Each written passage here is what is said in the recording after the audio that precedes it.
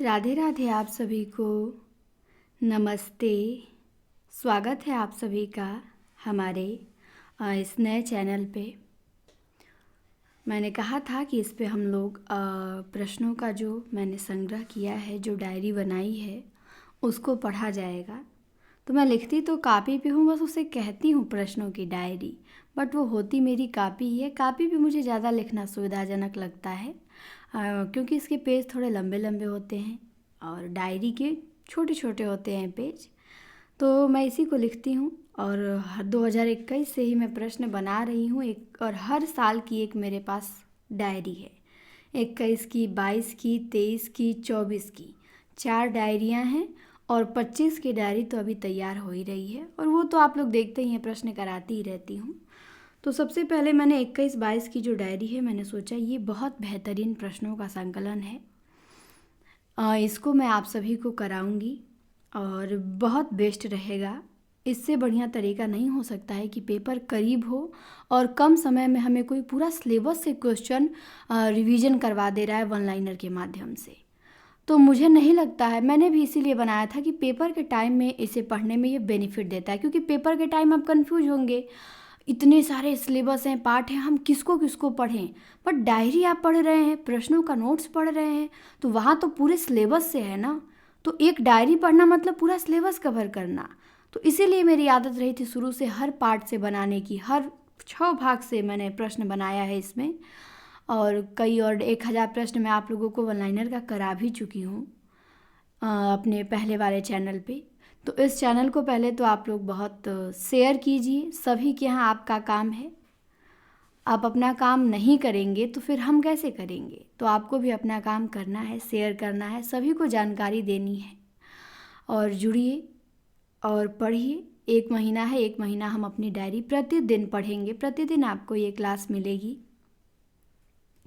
तो चलिए पहले शुरू करते हैं, पढ़ते हैं। ध्यान से आप लोग फुल स्क्रीन में करके पढ़िएगा, उसके बाद क्लास कैसी लगी बताइएगा। तो पहला प्रश्न है कुमार पाल चरित। कुमार पाल चरित किसकी रचना है? तो हेमचंद्र की है। दूसरा है हेमचंद्र शब्दानुशासन, व्याकरण ग्रंथ है, या इसे सिद्ध हेमचंद्र शब्दानुशासन भी कहते हैं। ये किसका है? तो ये भी हेमचंद्र का है। फिर है कि जो जगनिक थे परमाल रासों के रचनाकार, वो किसके आश्रित थे? तो वो परमार्धी देव या परमाल के आश्रित थे। फिर है आल्हा व उदल का संबंध किस ग्रंथ से है? तो आल्हा व उदल का संबंध परमाल रासों से। बुद्धि रास के लेखक कौन हैं? तो बुद्धि रास के लेखक शालिभद्र सूरी हैं। खुमान रासों के दलपति विजय, संदेश रासक के अब्दुल रहमान, पृथ्वीराज विजय जयानक ने लिखा है। कुवलय माला कथा उद्योतन सूरी का है। उक्ति व्यक्ति प्रकरण दामोदर शर्मा का। वर्ण रत्नाकर ज्योतिश्वर ठाकुर का। प्रबंध चिंतामणि मेरु तुंग का। नेमिनाथ रास सुमतिगढ़ का। रेवंत गिरी रास विजय सेन सूरी। चंदन बाला रास आशगु कवि। ढोला मारूरा दुहा की नायिका कौन है? तो मारवाड़ी है। माधवानल कामकंदला अवधी भाषा में किसने लिखा है? तो आलम ने लिखा है। एक अचंभा देखा रे भाई, अजल की मछरी तरवारी बियाई, कुत्ता को ले गई बिलाई। पंक्ति किसकी है? तो पंक्ति कबीर की है। पीपा के गुरु कौन हैं? तो रामानंद हैं। श्री वैष्णव मताब्ज भास्कर के लेखक रामानंद हैं। अग्रदास के गुरु कृष्णदास पैहारी हैं। राम भक्ति में माधुर्य भाव के प्रवर्तक अग्रदास हैं। तो राम भक्ति शाखा में माधुर्य भाव के प्रवर्तक अग्रदास, अग्रदास के गुरु पैहारी जी। कृष्णदास पैहारी के शिष्य कौन थे? तो 2 शिष्य थे, एक तो अग्रदास थे और एक किल्लदास थे। फिर है सुंदरदास का जन्म कब हुआ? 1596 में हुआ। तपसी शाखा के प्रवर्तक किल्लदास हैं। तपसी शाखा को पल्लवित द्वारकादास ने किया है और प्रवर्तक किल्लदास है। यही प्रश्न क्लास में मिस्टेक हुआ था, देखिए यहाँ मिल भी गया। तो तपसी शाखा के प्रवर्तक किल्लदास हैं। इसके बाद भक्तमाल की टीका किसने लिखी? तो भक्तमाल की टीका प्रियादास ने लिखी। किल्लदास के शिष्य कौन हैं? तो द्वारकादास है। तो किल्लदास के शिष्य थे द्वारकादास, इसीलिए उनकी शाखा को ये पल्लवित किए, आगे बढ़ाएं। फिर है केशव और सेनापति को शुक्ल जी किस युग में रखते हैं? तो हम लोग तो केशव और सेनापति को रीति काल में पढ़ते हैं, पर शुक्ल जी इनको भक्ति काल में रखते हैं, ध्यान देना है। चिंतामणि के भाई कौन कौन थे? इनके भाई भूषण, मतीराम और जटाशंकर थे। चिंतामणि का जन्म कब हुआ? 1609 ईस्वी में हुआ। इन लोगों का डेट दे देगा क्रम मिलाने के लिए। तो चिंतामणि 1609, केशवदास 1555, भूषण का जन्म 1613। तो केशव 55, भूषण 1613। फिर है हनुमत चरित किसकी रचना है? तो हनुमत चरित रायमल पांडे की है। रस रतन किसका है? तो रस रतन पुहकर की है। हंसावली को सूफी काव्य की पहली रचना किसने मानी है? तो डॉक्टर नगेंद्र के अनुसार सूफी काव्य की पहली रचना हंसावली है, महत्वपूर्ण है। सत्यवती कथा को सूफी काव्य की पहली रचना किसने मानी? तो हजारी प्रसाद द्विवेदी ने। मृगावती को सूफी काव्य की पहली रचना तो रामचंद्र शुक्ल ने माना है, और राम कुमार वर्मा ने चंदायन को माना है, जो कि सर्वमान्य है। फिर एक पंक्ति है कि न जाने तेरा शाही कैसा है, मस्जिद भीतर मुल्ला पुकारे, क्या साहिब तेरा बहरा है। ये पंक्ति किसकी? कबीरदास की। फिर है खादी के फूल कविता किसकी कविता है? तो ये कविता पंत और हरिवंश राय बच्चन दोनों ने मिलकर लिखा है, खादी के फूल। फिर है पौ फटने से पहले, ये किसकी कविता है? तो पौ फटने से पहले ये पंत जी की कविता है। फिर है प्रसाद का प्रथम नाटक, तो प्रसाद का पहला नाटक है सज्जन, जो 1910 में आता है। तितली जो प्रसाद का उपन्यास है, इसका प्रकाशन वर्ष, तो तितली का प्रकाशन वर्ष है 1934 ईस्वी। प्रसाद जी की प्रथम कविता कौन सी है? तो प्रसाद जी की प्रथम कविता है सावन पंचक, इंदु पत्रिका में प्रकाशित होती है, ब्रजभाषा में 1906 में। प्रसाद जी की प्रथम छायावादी कविता कौन है? तो प्रथम प्रभात है, खड़ी बोली में। छायावाद की प्रयोगशाला किस रचना को कहते हैं? तो छायावाद की प्रयोगशाला झरना को कहते हैं। फिर है प्रसाद जी की खड़ी बोली की रचनाओं का प्रथम संग्रह कौन सा है? तो कानन कुसुम है 1913 में। प्रसाद जी की खड़ी बोली की रचनाओं का संग्रह है। उनकी ब्रजभाषा की रचनाओं का संग्रह चित्राधार है। हिंदी का मेघदूत किस रचना को कहा जाता है? तो हिंदी का मेघदूत प्रसाद जी के आंसू को कहा जाता है। फिर है लघुत्तम वाग ध्वनि किसे कहते हैं? तो वर्ण या ध्वनि को। लघुत्तम वाग ध्वनि वर्ण या ध्वनि को कहते हैं। आगे आइए। फिर है कि भक्ति काल को माध्यमिक काल की संज्ञा किसने दी? तो भक्ति काल को माध्यमिक काल की संज्ञा दिया था मिश्र बंधु ने। किसने दी? तो भक्ति काल को माध्यमिक काल की संज्ञा मिश्र बंधु ने दिया। हिंदी को भद्दी बोली की संज्ञा किसने दी? तो हिंदी को भद्दी बोली की संज्ञा गार्षा दत्तासी ने दी। भारत मित्र पत्रिका के संपादक, तो भारत मित्र पत्रिका के संपादक हैं रुद्रदत्त। वीरांगना रहस्य महानाटक जो अपूर्ण है, किसने लिखा है? तो वीरांगना रहस्य महानाटक प्रेमघन ने लिखा है। फिर है कि अंबिका दत्त व्यास के, एक मिनट,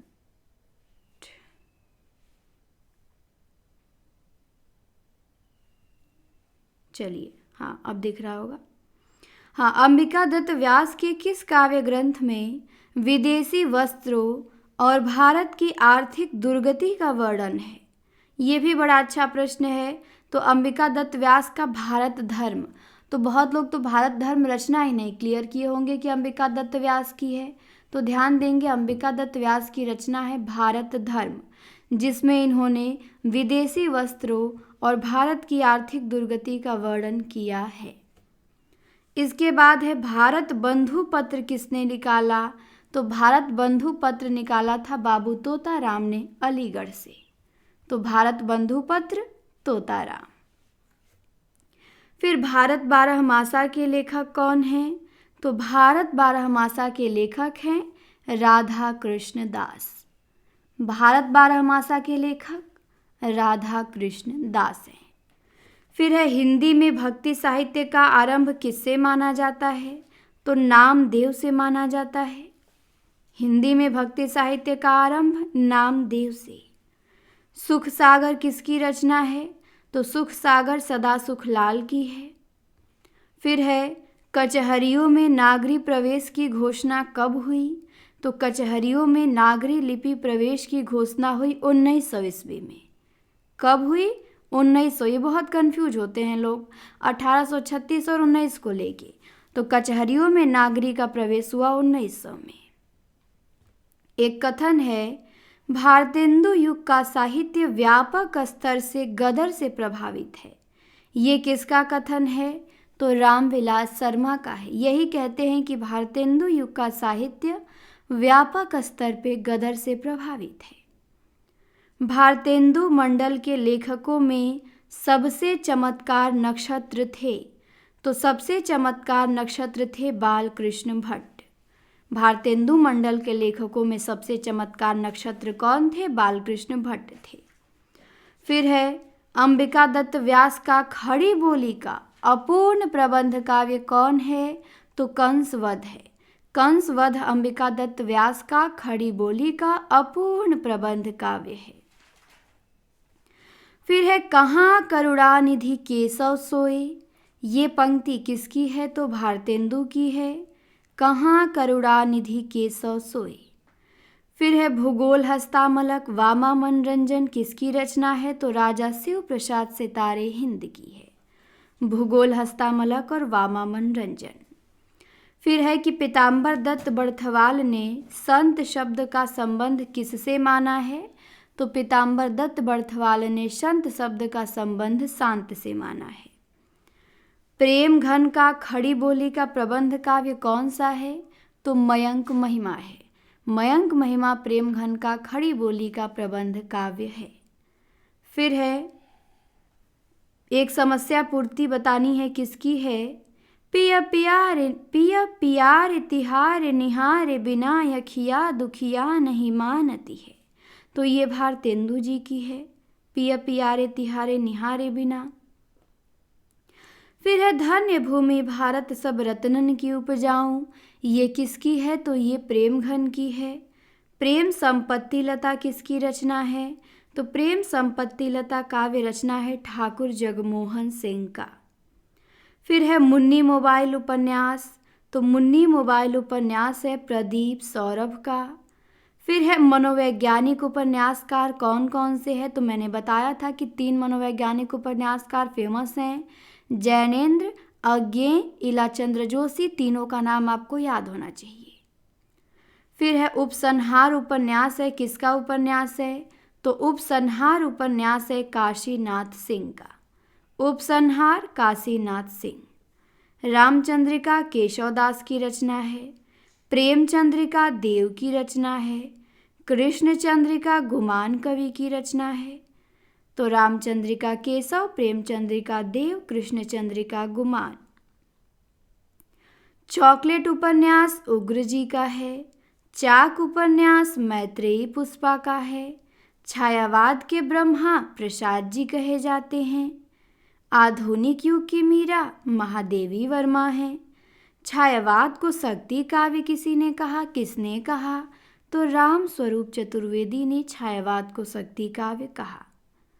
फिर है छायावाद शब्द का सबसे पहले प्रयोग किसने किया? तो मुकुटधर पांडे ने छायावाद शब्द का सबसे पहले प्रयोग किया है। फिर है छायावाद कई काव्य कृतियों का सम्मिलित नाम है या छायावाद कई काव्य कृतियों का पुंज है? तो ये कथन हमारे नामवर सिंह का है। यही कहते हैं कि छायावाद कई काव्य कृतियों का सम्मिलित नाम है। फिर है चन्ना। चन्ना उपन्यास कृष्णा सोबती का है। छायावाद आलोचनात्मक ग्रंथ नामवर सिंह का है।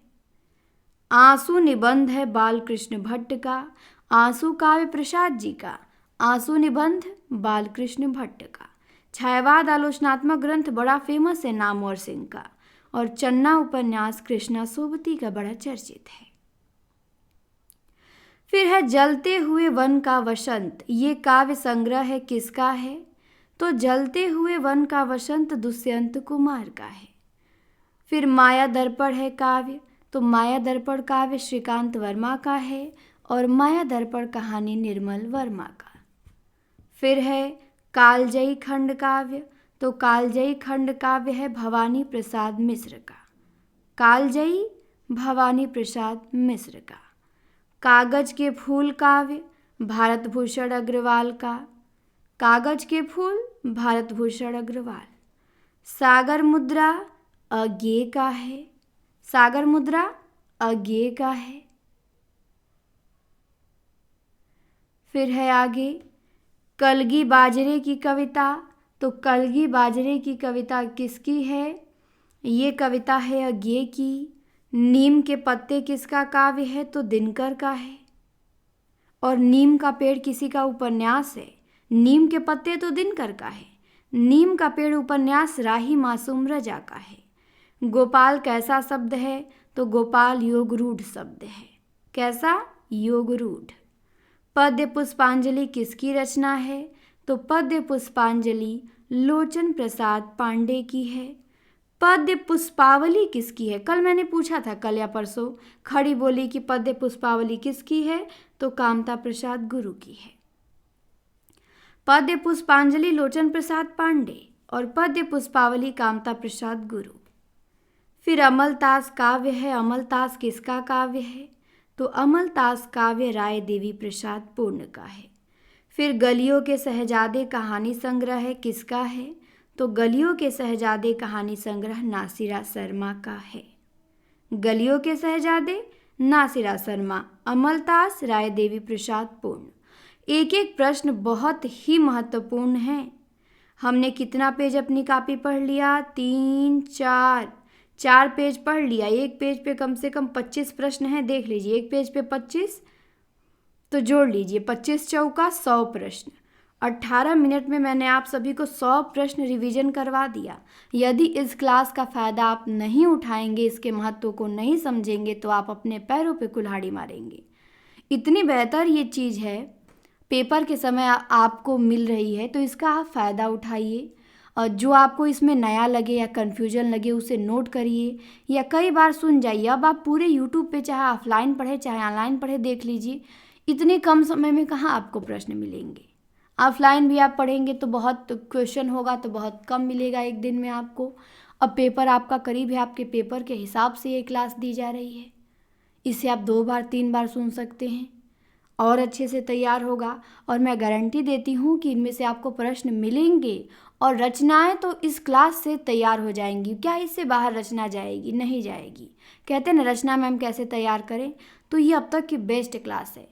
बहुत समय दिया, 1 साल में मैंने ये अपनी डायरी कंप्लीट की थी। पूरे नोट्स से, सिलेबस से प्रश्न बनाया था, तो पूरे 1 साल लगे थे। हर दिन कुछ ना कुछ इसमें प्रश्न ऐड होते रहें, पढ़ते गए, ऐड होते रहें, तो बहुत ये बेहतरीन है। आगे भी प्रतिदिन इसी चैनल पे, हमारा जो चैनल है हुंकार नाम से उमेश सर, इसी पे ये क्लास आपको मिलेगी। और बाकी सभी क्लासें तो हिंदी टीचर्स एकेडमी पे जो मैं देती हूँ वो तो होती ही रहेगी।